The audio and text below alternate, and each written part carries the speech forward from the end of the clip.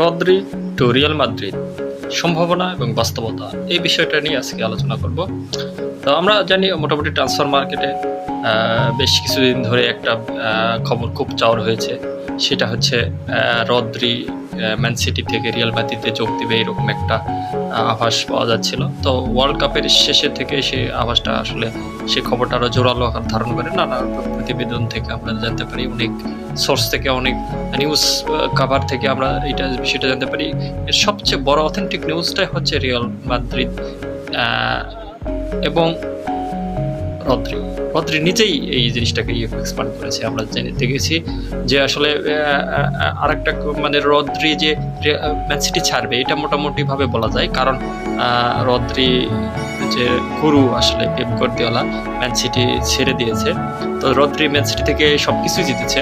তো রদ্রি নতুন চ্যালেঞ্জের জন্য সে অবশ্যই ম্যান সিটি থেকে বড় ক্লাব, অর্থাৎ যদি বলতে হয় আসলে ঐতিহাসিকভাবে অনেক তর্ক বিতর্ক থাকতে পারে, তবে আমার মনে হয় যে ম্যান সিটির পরবর্তী গন্তব্য আসলে পরবর্তী ধাপটা আসলে রিয়াল মাদ্রিদে হওয়া উচিত আমার মনে হয়।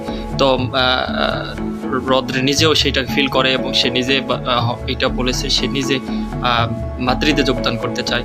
অনেকে বার্সেলোনা বা অন্যান্য ইয়েতে নিয়ে আলোচনা করেছে। তো আমি অনেক ক্ষেত্রেই মাদ্রিদে তার আশাটাকে আমি আসলে মানে প্রেফার করছি অনেক কারণেই, এবং শুধু এই না যে যেহেতু রদ্রি নিজেই আসতে চাই, সেক্ষেত্রে আমার মনে হয় রিয়াল মাদ্রিদেরও এটা আসলে যাওয়া উচিত। প্রথম দিকে হয়তো পেরেজ ওইভাবে মানে এই বিষয়টা নিয়ে অতটুকু মনোযোগ দেয়নি, তবে বর্তমানে পেরেজ মরিনহোর নতুন কোচ এসেছে, সেও চাচ্ছে এবং এই চাওয়াটাকে এক করে আসলে রদ্রিকে তারা হয়তো বা চাচ্ছে, কারণ গত সিজনে আমরা দেখেছি ট্রফিলেস রিয়াল মাদ্রিদ মিডফিল্ডে কতটুকু ভুগেছে।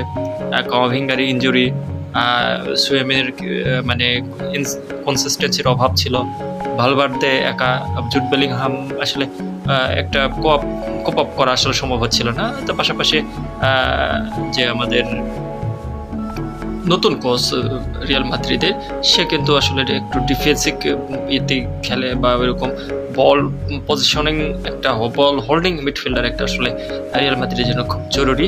আমরা রিসেন্ট সময় রিয়াল মাদ্রিদের সাইনিংগুলো আমরা দেখেছি, এগুলোর সাথে যদি একটা হোল্ডিং মিডফিল্ডার আনা যায় তো রিয়াল মাদ্রিদ অ্যাকচুয়ালি একটা ব্যালেন্স টিম হয়ে যাবে। এটা আসলে আমরা আশা করতেই পারি।